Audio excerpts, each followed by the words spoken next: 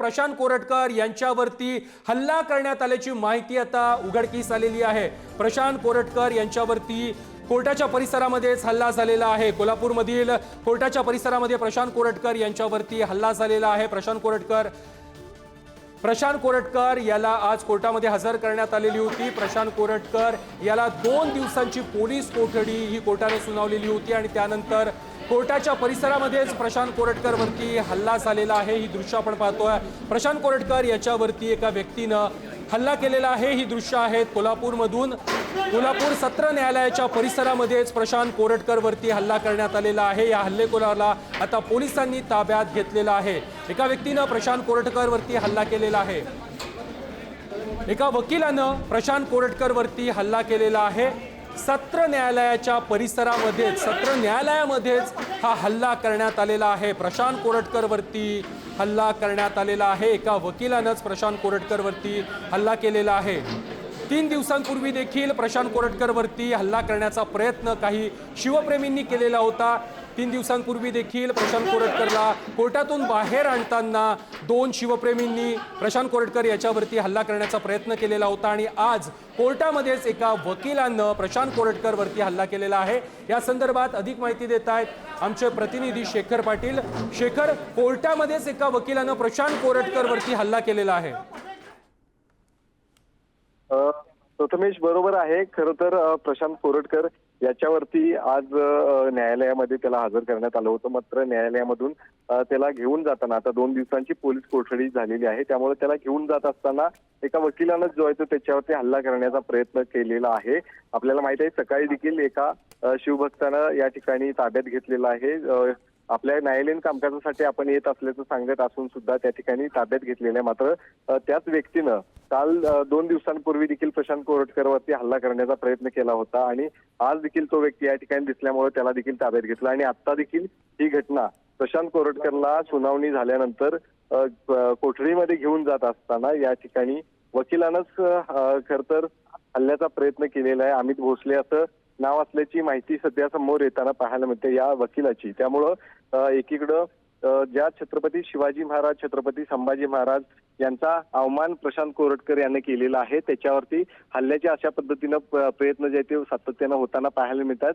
जो अपमान केलेला आहे तो न सहन होण्यासारखा आहे आणि म्हणूनच त्याला तशा पद्धतीनं खरं तर अनेक जण येऊन हल्ल्याचा प्रयत्न करताना पाहायला मिळतात आणि आता एका वकिलानंच हल्ल्याचा प्रयत्न केल्यामुळं ही घटना गंभीर म्हणावी लागेल। पोलिसांनी तात्काळच त्या वकिलाला जे आहे ते ताब्यात घेतलेलं आहे आणि त्याला चौकशीसाठी देखील पुढे घेऊन गेलेले आहेत। मात्र सध्या आपण हे बघतोय प्रशांत कोरटकर याला पोलिसांनी ताब्यात घेऊन खरं तर त्याला पोलीस कोठडीमध्ये घेऊन जात असताना त्याला हल्ला करण्याचा प्रयत्न केलेला। त्यामुळं निश्चितच आहे त्याच्यावरती हल्ले होण्याचे प्रकार जे आहे ते वाढले होते आणि म्हणूनच आज कोल्हापुरातल्या पोलिसांनी या संदर्भातली खबरदारी घेतली होती। मात्र ही सगळी खबरदारी घेत असताना सुद्धा सगळी यंत्रणेचा सुरक्षा भेदून एका वकिलानंच अशा पद्धतीनं हल्ल्याचा प्रयत्न केल्यामुळं नक्कीच या संपूर्ण घटनेकडे सर्वांचं लक्ष लागून राहिलं आणि पुढे या संदर्भात हा व्यक्ती नेमका कोण आहे, वकील कोण आहे याची देखील माहिती जी आहे ते येणाऱ्या काळामध्ये तपासात समोर येणार आहे। नक्कीच शेखर, मात्र प्रशांत कोरटकर विरोधात शिवप्रेमींचा संताप हा वाढतानाच पाहायला मिळतोय। हा संताप लक्षात घेता आज पोलिसांनी देखील कोर्टाच्या वेळेच्या 2 ते 3 तास आधी म्हणजे सकाळी 7 ते 8 वाजताच्या सुमारास प्रशांत कोरटकर याला कोर्टामध्ये नेलेलं होतं। मात्र तरी देखील एवढी मोठी सुरक्षा व्यवस्था पोलिसांनी तैनात केल्यानंतर देखील आज कोर्टामध्ये प्रशांत कोरटकर वरती हल्ला झालेला आहे। शिवप्रेमींचा हा संताप अधिकच वाढत चाललाय। बरोबर आहे, शिवप्रेमींचा संताप जो आहे तो दिवसेंदिवस वाढत चाललेला आहे।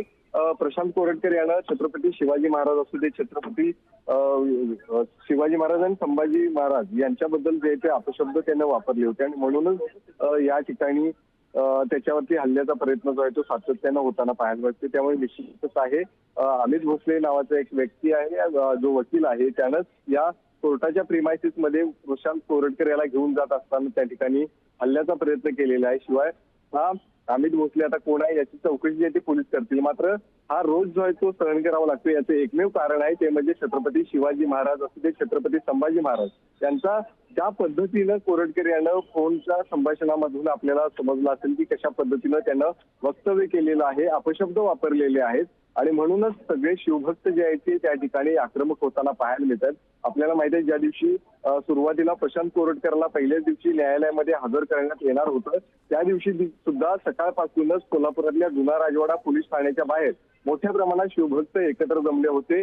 त्यानंतर ज्या पोलिसांनी जुना राजवाडाच्या मागच्या गेटमधून खरं तर प्रशांत कोरटकरला बाहेर काढलं आणि न्यायालयामध्ये हजर केलं. मात्र न्यायालयामध्ये येत असताना जवळपास 12 ते 13 जणांना पोलिसांनी ताब्यात देखील घेतलेला आहे. प्रशांत कोरटकर याच्यावरती हल्ल्याचा प्रयत्न जो आहे तो त्यांनी केला आणि म्हणूनच 12 ते 13 जणांना पहिल्या दिवशी ताब्यात घेण्यात आलं होतं. आणि आता काल देखील आपण बघितलं असेल की त्या ठिकाणी मोठ्या प्रमाणात त्याच्या विरोधात रोष जो आहे तो शिवभक्तांचा पाहायला मिळाला होता. आणि आज प्रशांत कोरटकर याची न्याय कोठडी जी आहे ती मुदत संपली होती. कोठडी जी आहे ती मुदत संपली होती आणि आज पुन्हा एकदा त्याला कोर्टामध्ये हजर करण्यात आलं होतं आणि हजर केल्यानंतर कोर्टाने पुन्हा एकदा 2 दिवसांची पोलीस कोठडींमध्ये वाढ त्याच्या केलेली आहे. आणि ही सुनावणी झाल्यानंतर कोरटकर याला घेऊन जात असतानाच त्या ठिकाणी त्याच्यावरती वकिलानं हल्ला केलेला आहे.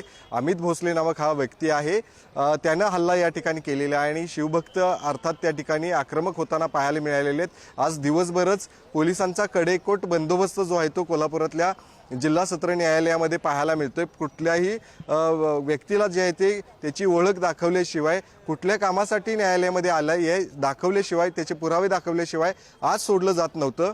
मात्र अर्थातच तो वकील होता म्हणून त्या ठिकाणी त्याला आज सोडण्यात आलं होतं. मात्र छत्रपती शिवाजी महाराजांचा आणि संभाजी महाराजांचा ज्या पद्धतीनं अपमान केला म्हणूनच या वकिलानं जे आहे ते कोरटकरवर हल्ला करण्याचा प्रयत्न केला. त्यामुळं निश्चितच आज दिवसभरात जी सुरक्षा व्यवस्था या ठिकाणी तैनात होती, ही सगळी सुरक्षा व्यवस्था जी आहे ती तैनात असून सुद्धा त्या ठिकाणी ती भेदून अमित भोसले या वकिलानं खरं तर त्या ठिकाणी कोरटकरवर हल्ल्याचा प्रयत्न केलेला हे मात्र विशेष आहे. शेखर, 3 दिवसापूर्वी ज्यावेळेला सुनावणी झाली त्यावेळेला देखील शिवप्रेमींकडून कोर्टाच्या परिसरातच प्रशांत कोरटकरवरती हल्ला करण्याचा प्रयत्न करण्यात आलेला होता. आज सकाळी देखील तसाच प्रयत्न झाला आणि आता अखेर कोर्टाच्या आतमध्ये प्रशांत कोरटकरवरती हल्ला झालेला आहे. सध्या तू कोर्टाच्या बाहेर आहेस, तिथली परिस्थिती कशी आहे? पोलिसांनी कशा प्रकारे बंदोबस्त ठेवलेला आहे?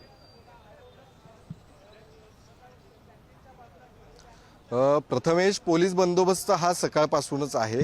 मी सध्या उभा आहे न्यायालयाच्या अगदी समोर. मी न्यायालयाची ही इमारत आपल्याला दाखवतो. याच न्यायालयाच्या इमारतीच्या बाहेर आता देखील आपल्याला ही काही सिव्हिल ड्रेसमधले पोलीस दिसतील आणि काही वर्दीवरती देखील महिला अधिकारी आहेत त्या देखील पाहायला मिळतात. तर दुसरीकडं मी दृश्य दाखवतो. कोल्हापुरातील न्यायालयाची ही मुख्य प्रवेशद्वार आहे. त्या प्रवेशद्वारावरती देखील प्रत्येक व्यक्तीची तपासणी करूनच त्या ठिकाणी आतमधले सोडलं जातं. कुठल्या कामासाठी आपण न्यायालयामध्ये येत आहात याची विचारणा जी आहे ती केली जाते आणि त्यानंतरच त्यांना प्रवेश जो आहे तो दिला जातोय.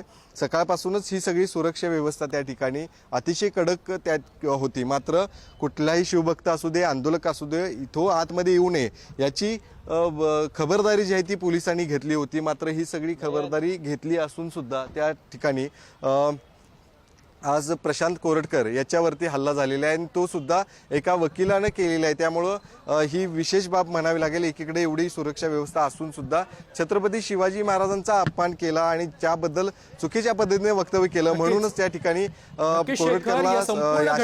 या बातमीवरती आपलं लक्ष असंच असणार आहे. मात्र धन्यवाद तुम्ही दिलेल्या सविस्तर माहिती संदर्भात.